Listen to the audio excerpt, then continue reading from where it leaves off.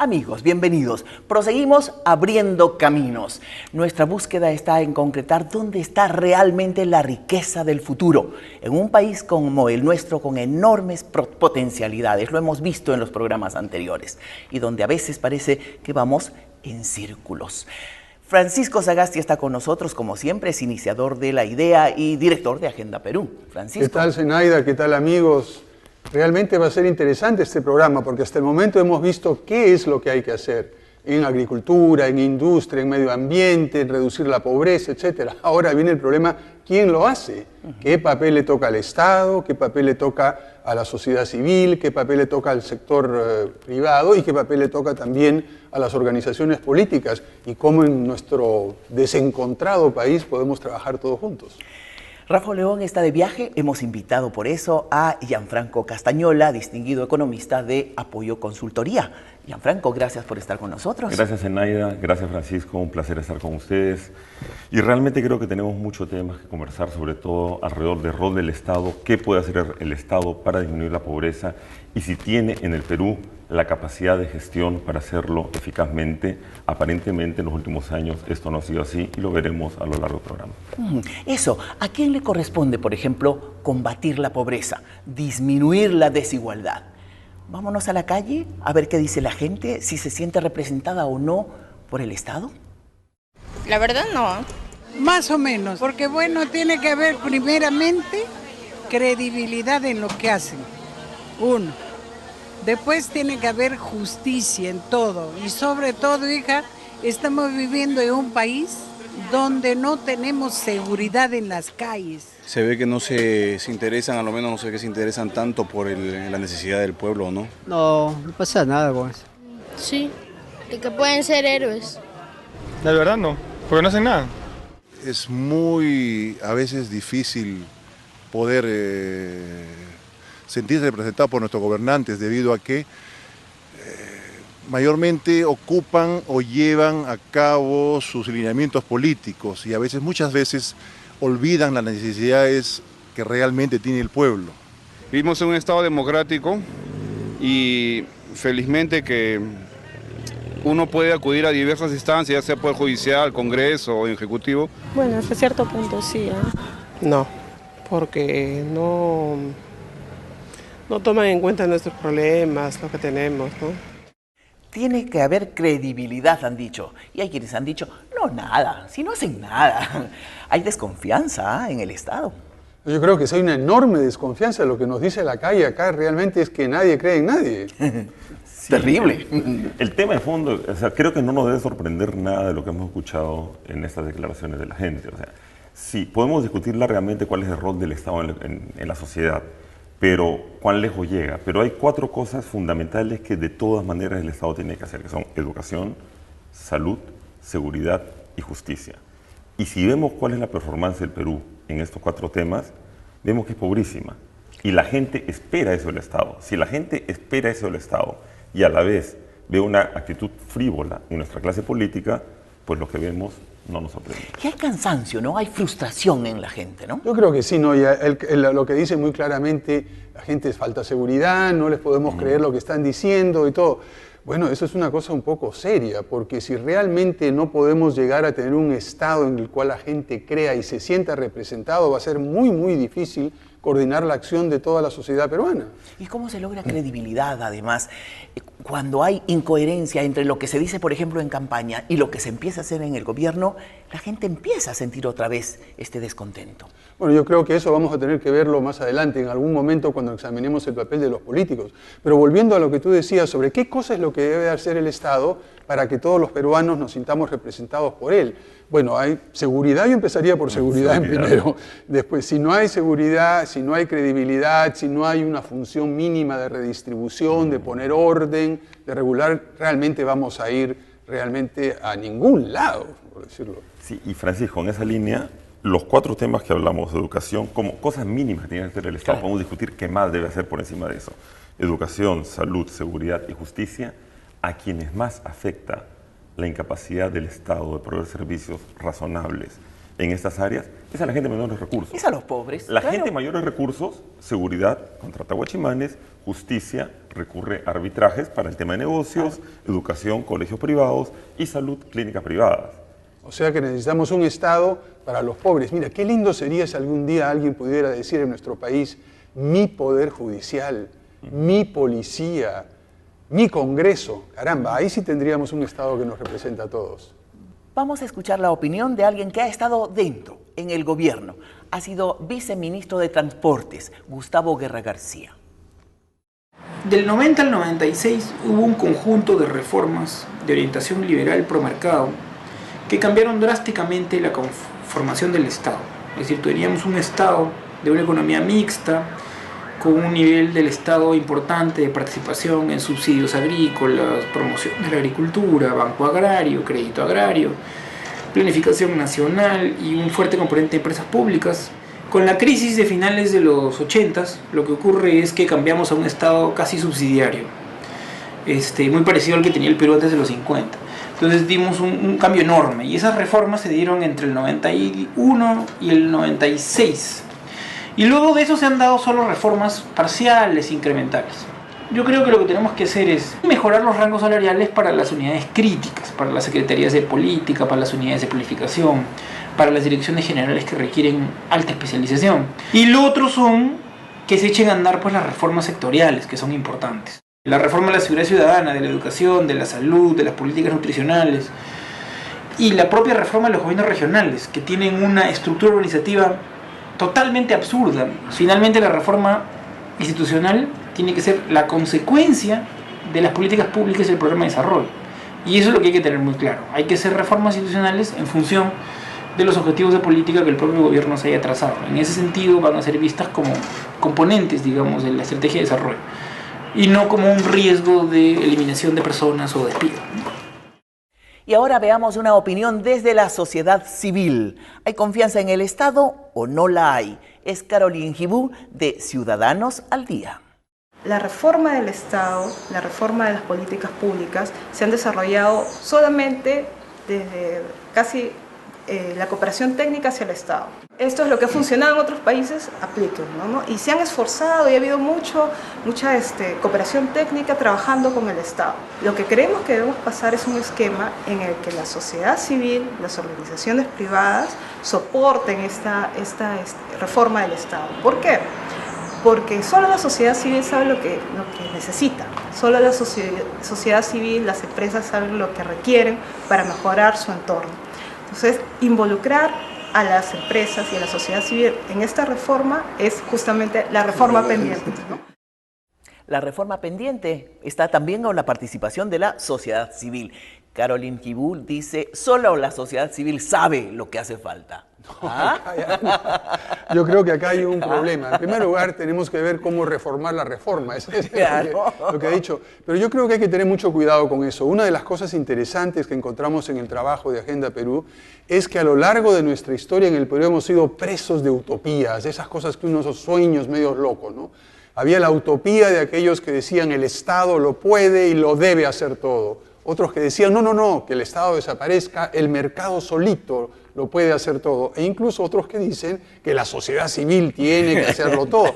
Caramba, yo creo que estas utopías nos han llevado a bandazos de un lado para otro y al final no han terminado en realmente resolver los problemas. Pero el Estado somos todos, pues, Francisco. A ver si lo entendemos. Correcto. ¿No es cierto, Gianfranco? De acuerdo, pero creo que también nos lleva un poco las intervenciones que hemos escuchado ahora a otro tipo de debate, ¿no? Como dice Francisco, los debates han sido en las últimas décadas muy ideológicos. Y a bandazos. Hay a bandazos. ¿Qué debe ser el Estado? Claro, todos estamos de acuerdo, como decía Francisco al inicio, el Estado tiene que dar seguridad. Y ahí vamos construyendo. Y ahí vamos ya, en la medida que le metemos más roles al Estado, vamos empezando a discrepar. Hay economistas que creen que, por ejemplo, el Estado tiene que perforar pozos de petróleo, que tiene que tener estaciones de servicio, que tiene que construir centrales térmicas de energía que el sector privado las puede hacer. Pero más allá del debate rol del Estado, creo que estas intervenciones nos llevan en buena medida a otro debate que yo creo que sería mucho más rico, que es la eficiencia del Estado. ¿Qué hacemos para que el Estado funcione bien? Porque con un Estado que no funciona bien, la sociedad no funciona bien, y si eso no ocurre, pues ocurren estos descontentos populares. Sí, no, independientemente de lo que quieras que haga el Estado, ya sea que solamente regule y mire de lejos al mercado o que esté muy metido adentro, en ambos casos tiene que funcionar bien y tiene que funcionar de manera eficiente, ¿no? Pero el tema es que tenemos que tener claro pues el rol del Estado, el rol de cada una de las instituciones, cómo es que se hace esta reforma para que sirvan al desarrollo. Pero yo creo que ya se ha avanzado bastante. La tarea creo que es importante ahora y es clara, es cómo mejorar lo poco que tenemos y el mínimo acuerdo que tenemos sobre qué es lo que debe hacer el Estado para que lo haga bien. De acuerdo. Y en esa línea, o sea, el Estado peruano lamentablemente, más allá de algunas excepciones que veremos luego en el programa, tiene serias deficiencias de gestión. Incluso, por ejemplo, puedo dar algunos casos. El FITEL. El FITEL es un fondo que tiene el Estado con una contribución del 1% de todos los ingresos de las empresas telefónicas. Este fondo pretende subsidiar, gastarse en aquellas zonas rurales donde los operadores privados como Telefónica, Claro y otros no pueden llegar. Claro. Entonces se requiere un subsidio directo. ¿De dónde viene ese subsidio directo? Del FITEL. El FITEL ha acumulado en los últimos años, 6 años más o menos, si mal no recuerdo, 100 millones de dólares. ¿Cuántos de estos 100 millones de dólares se han gastado? ¿Cuánto? 0. Horror. Cero. Eso es escandaloso. Entonces, cuando tenemos zonas andinas, en la selva, qué sé yo, sin comunicaciones. Esperando por una comunicación. Y tenemos elemental. los 100 millones de dólares, claro, algo está fallando en el Estado. El problema ahora parece que no es plata. El problema no es plata, ahora pareciera ser. El problema es ahora capacidad de gastar, gasto eficiente. Y gastar bien, ¿no? Y gastar bien, correcto. No se trata de gastar, y gastar bien. O sea, este ejemplo del FITEL creo que ilustra muy bien el punto que queremos hacer. Estamos, creo que todos liberales y gente de izquierda de acuerdo en que el Estado tiene que subsidiar las telecomunicaciones rurales porque si no, nunca llegarían ahí. Hay la plata. El Estado no está haciendo su trabajo. El problema es cómo, y este problema de capacidad de gestión se vuelve central. El problema es cómo y quiénes, a quiénes se corresponde esta responsabilidad. Vámonos a la pausa y al retornar seguimos conversando sobre este importantísimo tema.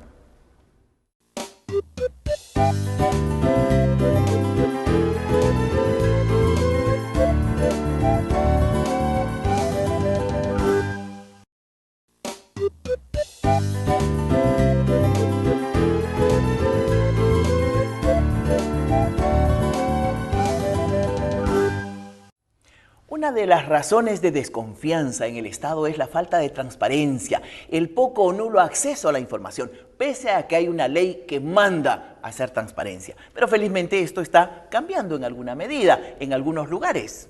Así, poco a poco creo que está cambiando y una de las cosas que hicimos fue ir a visitar al alcalde de Piura. Ahora exalcalde. Ahora exalcalde de Piura, correcto. Eduardo Cáceres Chocano. Que ganó un premio de Ciudadanos al Día por la gestión eficiente, la mejora en los servicios y por la transparencia con la cual se realizaban las actividades de su municipalidad.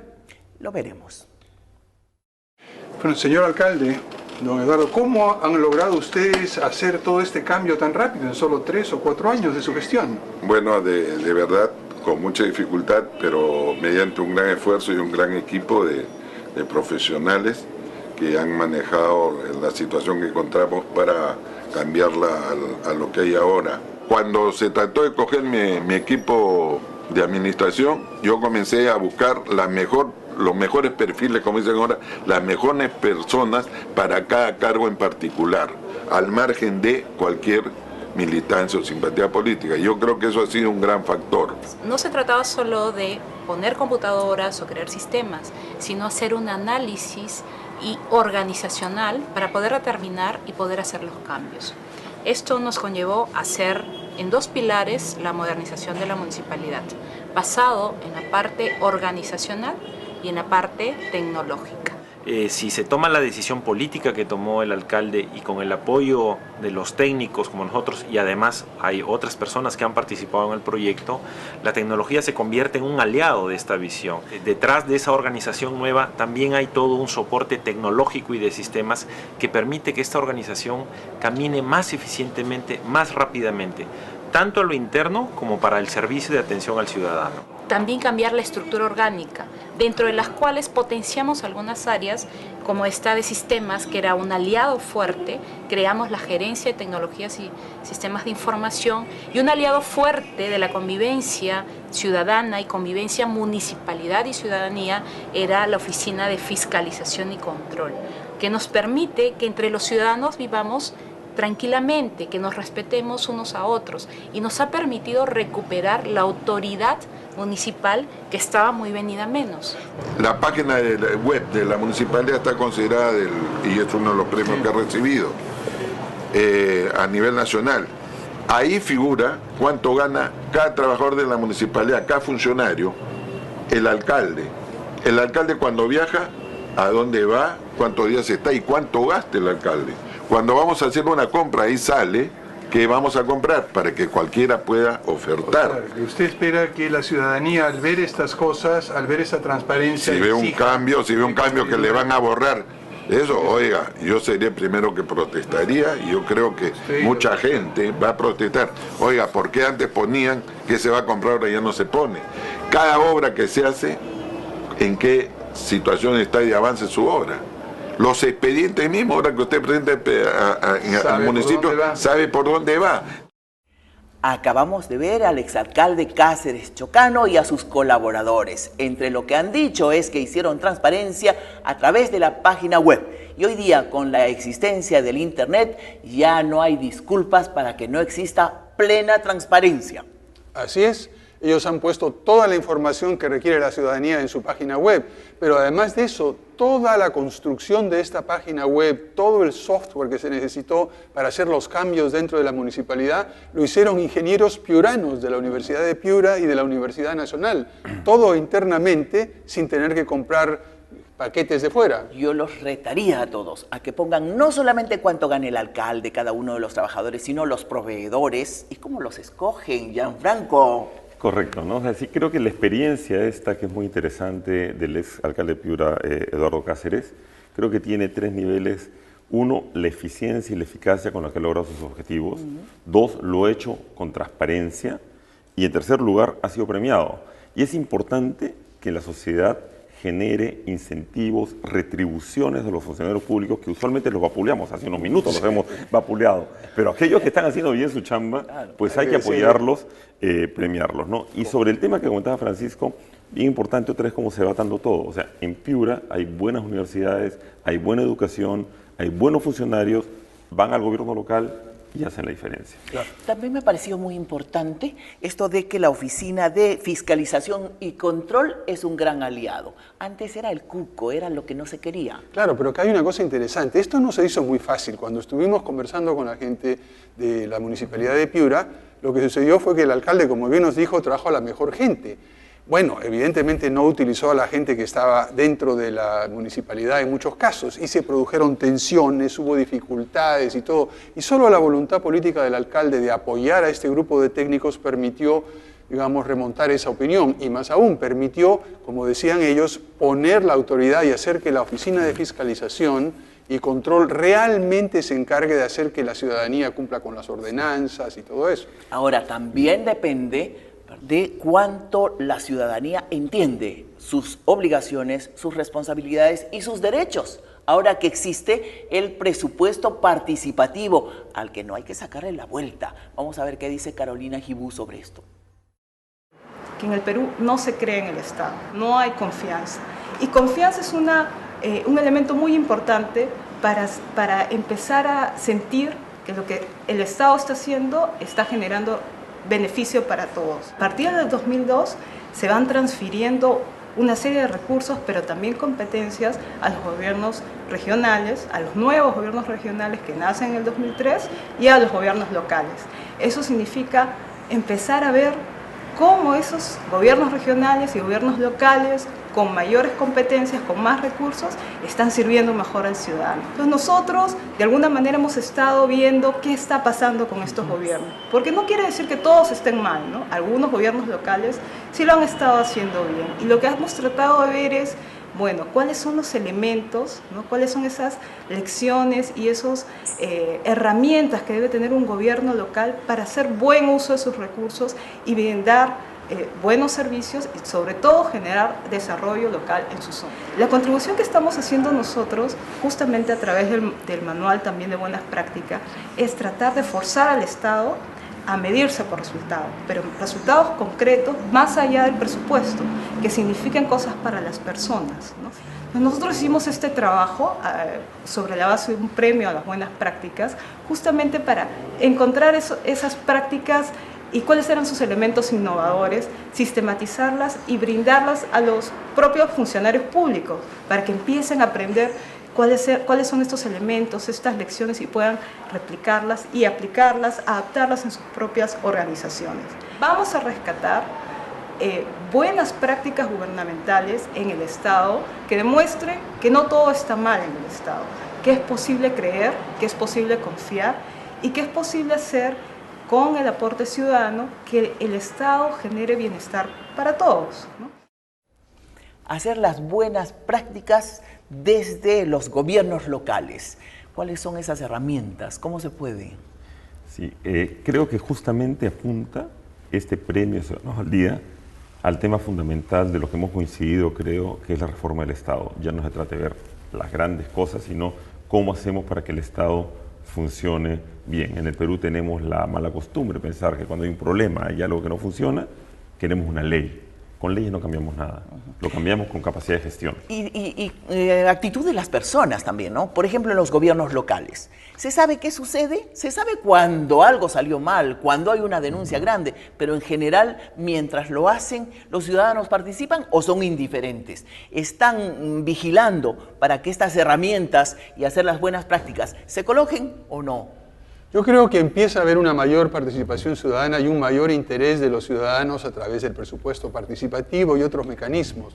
Pero lo importante, creo, rescatando este problema que todavía no podemos enfrentar, sabemos más o menos a dónde quiere el Estado, pero este problema de capacidad de gestión, lo que me parece importante de lo que dijo Carolyn Guibú es que hay buenas prácticas, hay cosas que están funcionando, pero permanecen aisladas en un sitio y en otro sitio. El poder identificarlas, documentarlas, explicarlas y difundirlas de tal manera de que no tengan que empezar cada vez, de que no haya que reinventar la rueda cuando otro ya lo ha hecho. Eso me parece esencial y tenemos que abandonar esa peruanísima costumbre de decir yo solito puedo, nadie más sabe, ¿no? Responsabilidades compartidas, ¿no? Cierto, y es curioso que es la sociedad civil quien está tratando de identificar estas buenas prácticas y divulgarlas y no el propio Estado. Entonces, estamos aquí en un excelente caso de cooperación de la sociedad civil con el Estado para tener Oye, ¿verdad? Tienes razón. ¿Por qué no debiera hacer el Estado esto? Nos vamos a la pausa. Al retornar, hablamos de eso exactamente. El Estado, el sector privado y la sociedad civil en esta cooperación para generar desarrollo.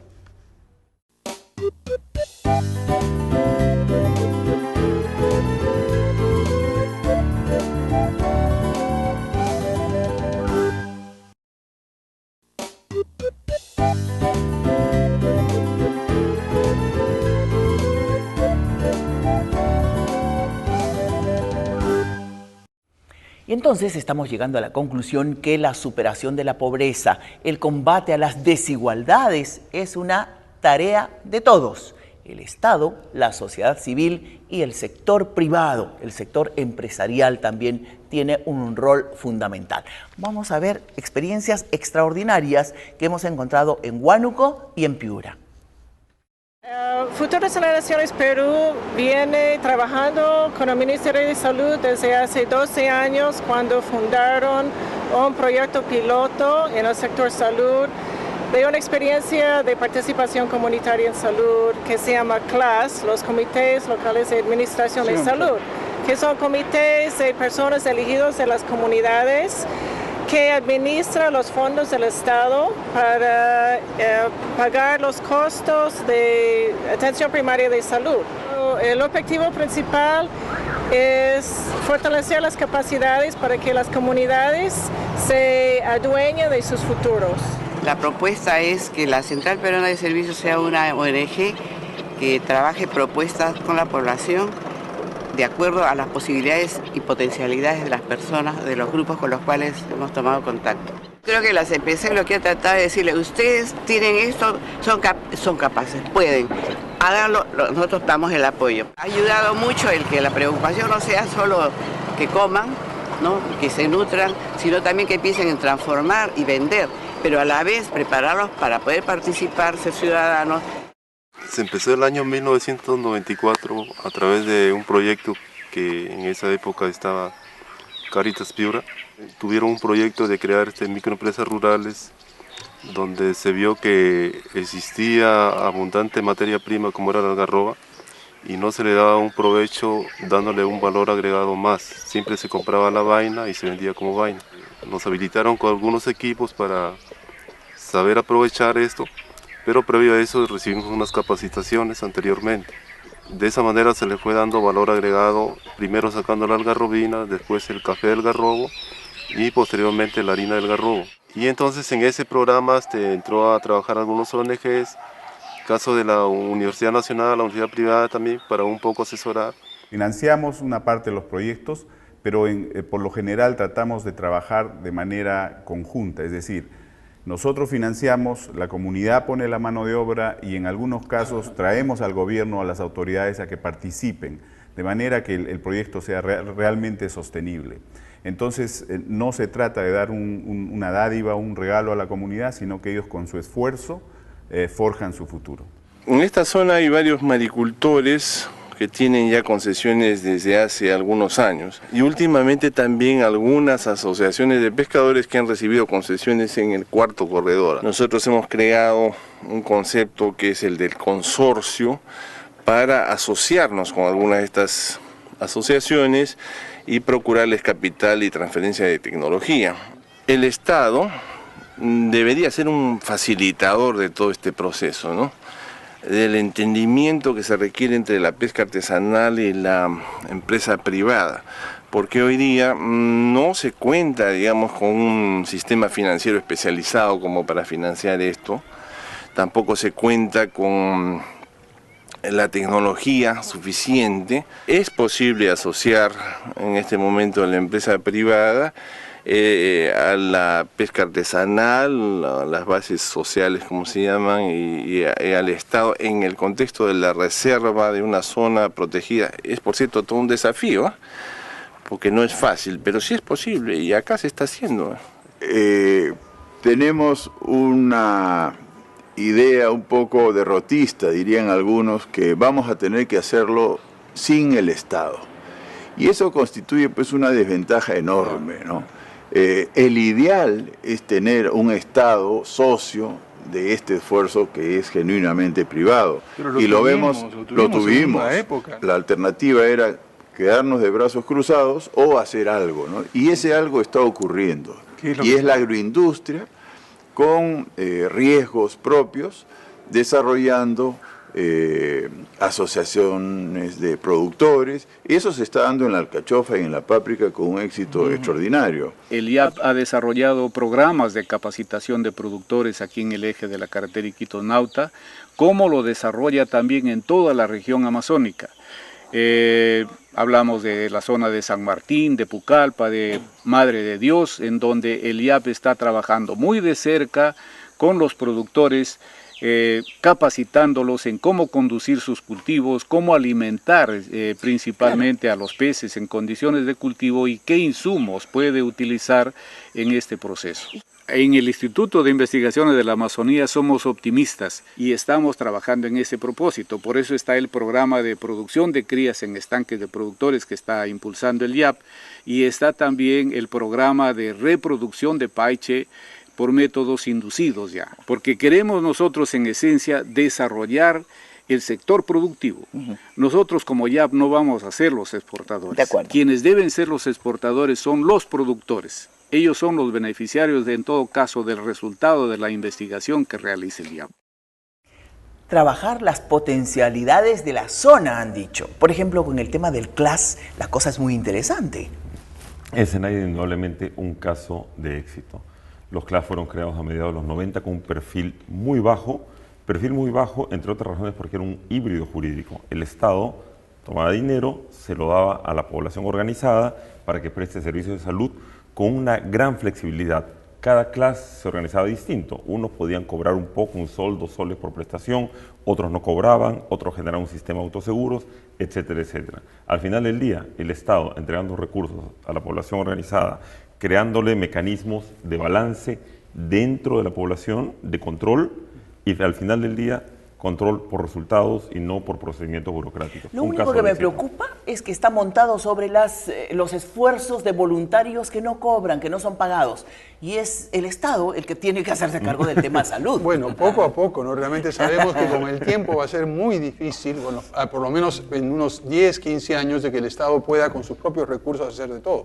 Va a haber que trabajar en conjunto. Y lo interesante de lo que hemos visto, no solamente sobre los CLAS, sino el caso de la cooperativa de Locuto, el caso de educación, es que esta colaboración entre el sector público, el sector privado, la sociedad civil, todo esto se puede hacer en diferentes sectores, en producción, en educación, en salud, en turismo, etc.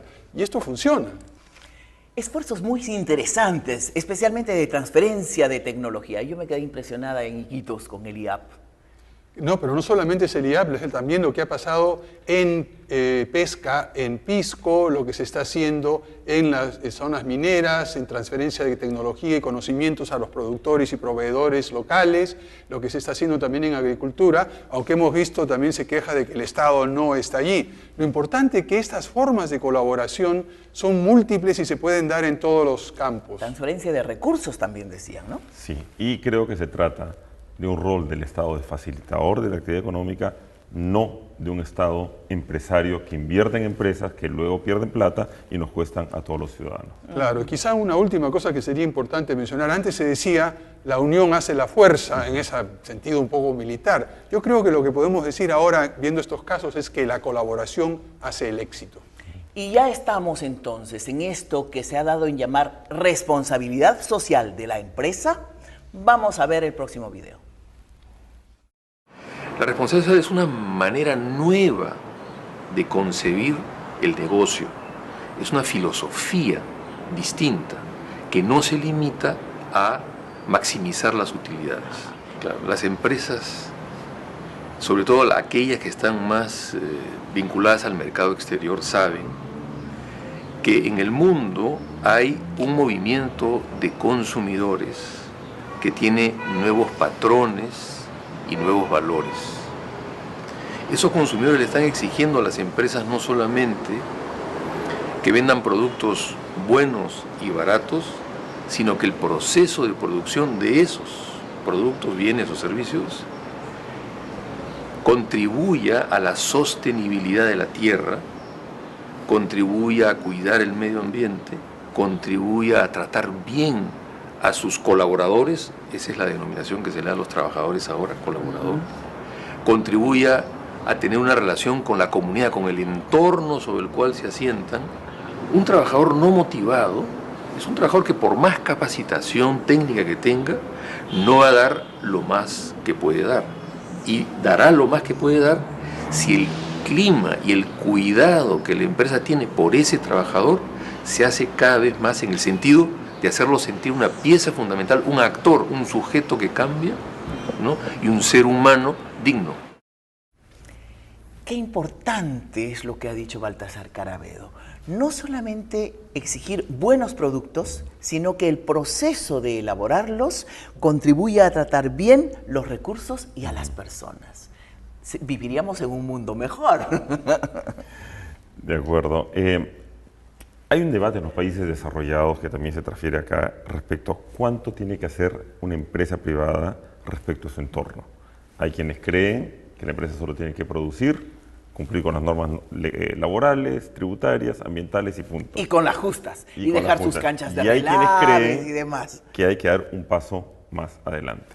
Y en el caso del Perú, sobre todo en empresas que interactúan en zonas rurales, sea por una razón ética, sea por una, razón de negocio, tienen las empresas necesariamente que interactuar y en forma positiva con su entorno. Si no, no pueden hacer negocio. Ahora, ¿cómo se llega a este consenso? ¿Cómo se logra la concertación? Suele ser un poco complicado, ¿no? Bien enredado, ¿no? Lo que hemos visto hasta el momento, creo yo, son una serie de casos de cómo se concertan las cosas a nivel puntual en un lugar, en otro lugar, en salud, en pesquería, en agricultura. pero no, la pregunta es si es que a nivel más amplio podemos ponernos de acuerdo los peruanos. Déjame ir a la pausa. Al volver, conversamos sobre eso.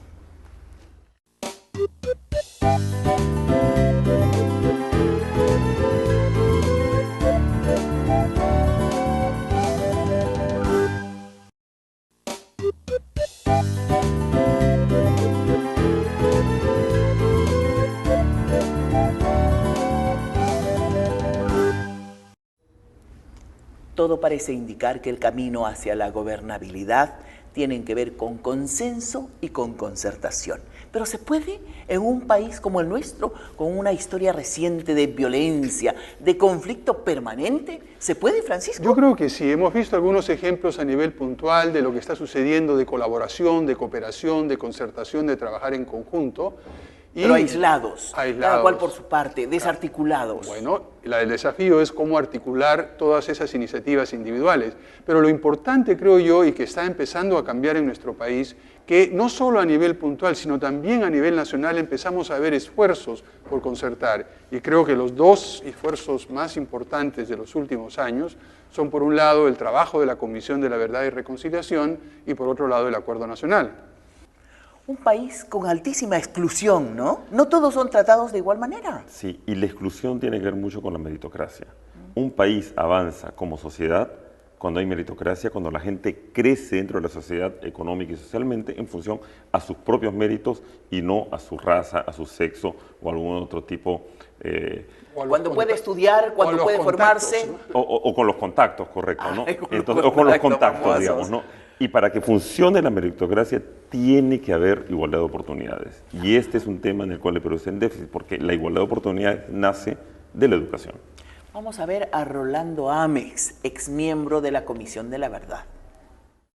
La imagen de que los problemas del país se resolvían o podían resolverse vía la violencia es una imagen que recorre todo el siglo XX peruano y además el siglo XX latinoamericano, ¿no? Yo creo que es la primera vez en la que el Estado peruano dice, discutamos por qué surgió insurgencia armada, por qué una insurgencia armada tan violenta como la de Sendero. Y tan aberrante. Y tan aberrante, pero afrontémoslo como sociedad. O el 2001, cuando Valentín Paniagua crea la Comisión de la Verdad, el Estado peruano da como un paso consecuente y de avanzada en el sentido de decir, bueno, parece un hecho de que en la represión a Sendero caímos en esta simpleza de creer que mientras más rápido mejor y hicimos crecer este fenómeno. Entonces, si esto es una herida, si es pendiente, si hay un fondo de descontento soterrado muy grande y queremos afirmar la democracia y consolidar la democracia nueva y hacer una transición profunda, también incluyamos en la agenda el resolver en la ley, de acuerdo a la ley, de acuerdo al derecho y tratando como seres humanos a todos los peruanos el balance de lo que pasó y castiguemos las violaciones de los derechos humanos. Entonces yo creo que la creación de la comisión, probablemente sin que nadie lo haya pensado en el escritorio a priori, pero es como un momento en que la sociedad peruana se mira toda su historia, ¿no es cierto? Y en un hecho está como abriendo un enjuiciamiento sobre la posibilidad de cambiar esa vieja historia y de que esta noción de Estado de Derecho sea creíble para todos. ¿Qué es lo propio de un Estado de Derecho? Un Estado en el cual nadie asume la justicia de por sí, la violencia de por sí, sino la somete a las instituciones. La gran propuesta, yo insisto, no del informe, sino de la creación de la comisión, es tratémonos los peruanos como iguales todos. Y para eso, que no haya más necesidad ni de insurrección violenta ni de represión violenta fuera de la ley. Y a nosotros nos impactó mucho, y es por eso que lo hemos puesto con toda fuerza, porque esa palabra surgió por lo menos 3 veces, sino 4, en audiencias públicas de parte de las víctimas, ¿no? En Huanta, una persona terminó su testimonio terribles sobre lo que le habían ocurrido a sus familiares, diciendo, ojalá pues señores, después de esto, nos puedan tratar como peruanos. Te preguntaba sobre la violencia en nuestro país, los niveles de confrontación, y Rolando Ames dice, ¿no? Y dice que 3 o 4 veces salió en la conversación a ver si ahora nos tratan como peruanos. ¿Ha visto? Por ahí empieza la cosa, el reconocernos a todos los peruanos y peruanas como iguales. La igualdad de trato es esencial para prevenir la violencia. Pero estamos lejos. Muy poco no se da en nuestro país. No se da, de acuerdo, pero estamos, por lo menos ya sabemos que tenemos que cambiar eso, algo que no sucedía hace mucho tiempo.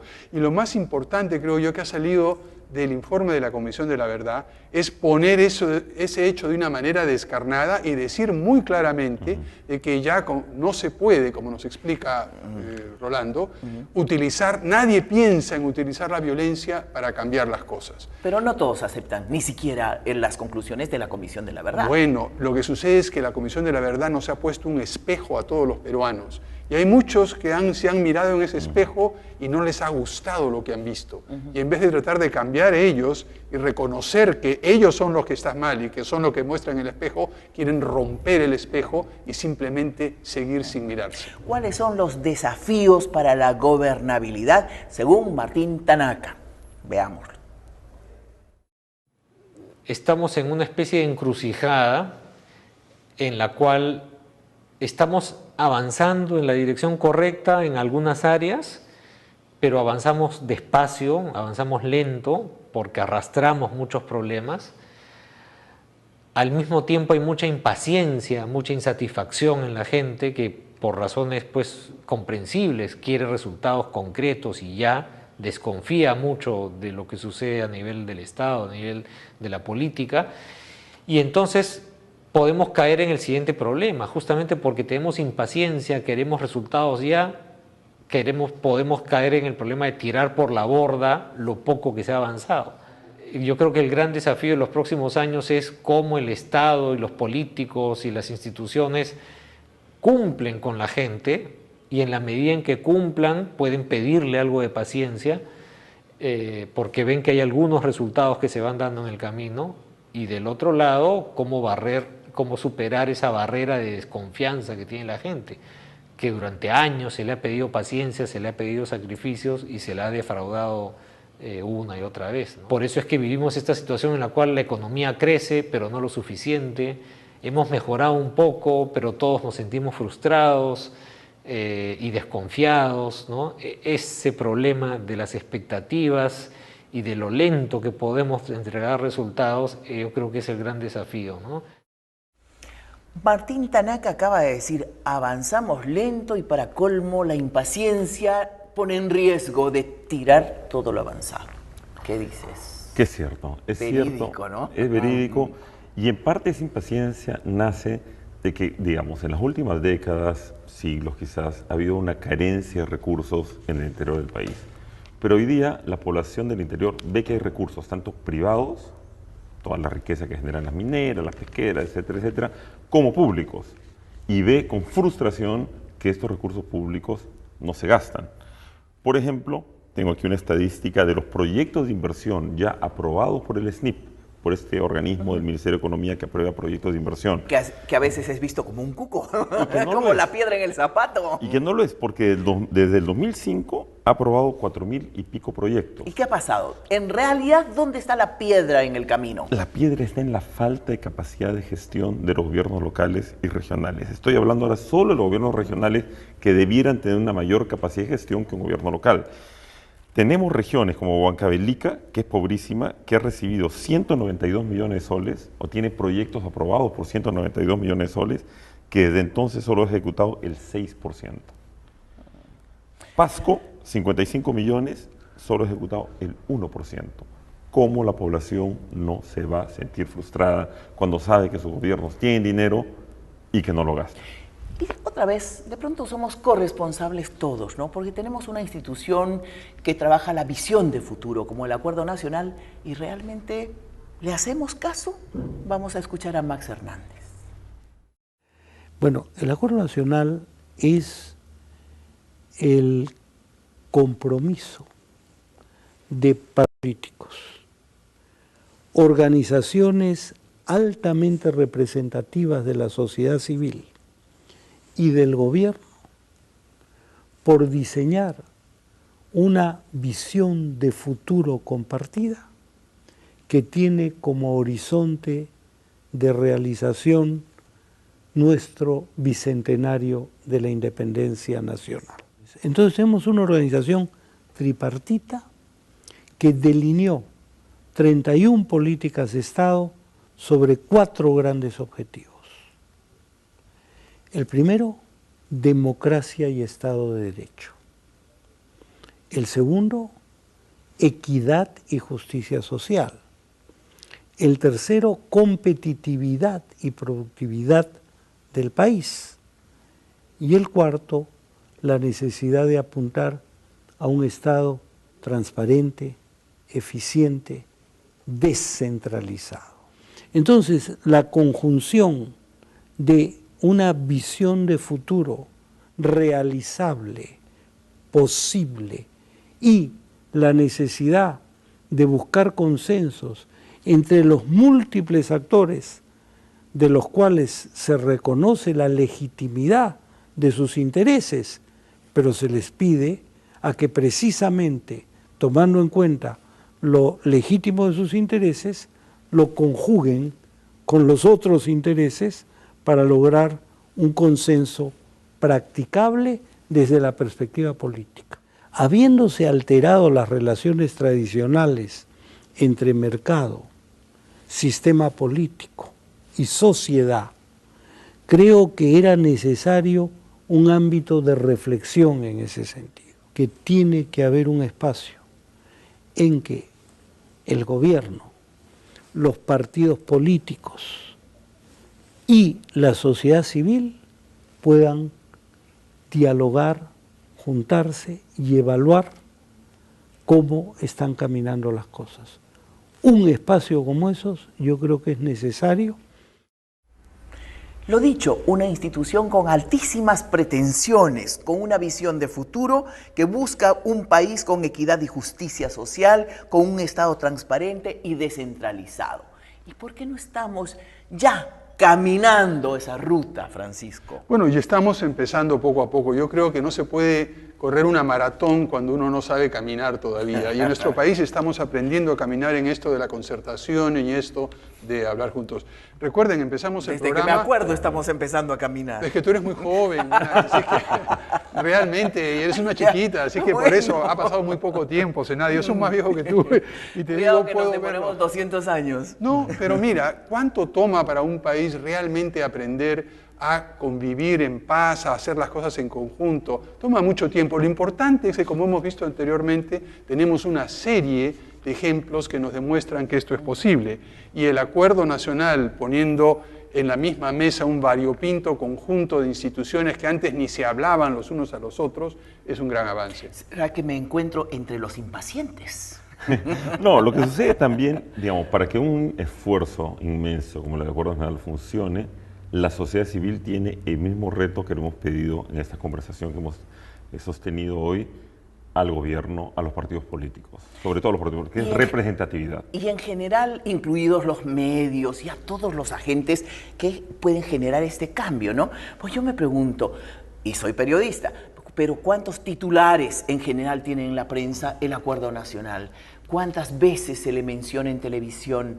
Escasamente, unas pocas veces. Pero no eso, le damos la importancia que tiene pero realmente. eso no quiere decir que no esté teniendo un gran impacto. Lo que está haciendo el Acuerdo Nacional, y eso es lo fundamental, cambiar las formas de convivencia política, que es el primer paso, creo yo, para empezar a hacer todas las cosas que se plantean y a cumplir con personas como tú que son muy impacientes. Ahora, unas veces se dice una cosa en el acuerdo, se concerta algo y luego... fuera del acuerdo. Ahí viene un tema, Zenaida, que creo que es bien importante y quiero insistir en él, que es la representatividad. Claro. La sociedad civil tiene el gran reto de generar instituciones que sean representativas, donde todos nos veamos de alguna manera reflejados en alguna de ellas. Y eso recién se está construyendo. O sea, parte de los gremios empresariales qué porcentaje del PBI representa realmente a los gremios empresariales. Tiene el gran reto. Lo peor es que a veces incluso se pelean entre ellos, dos personas se pelean y se parten en dos, como los viejos partidos políticos. Entonces, la sociedad civil tiene ese mismo reto que los partidos políticos. Concertación y consenso, no nos queda otro camino. Así es. Muchas gracias a Gianfranco Castañola por acompañarnos hoy día. Muchas gracias a ustedes, amigos. Hasta el próximo programa.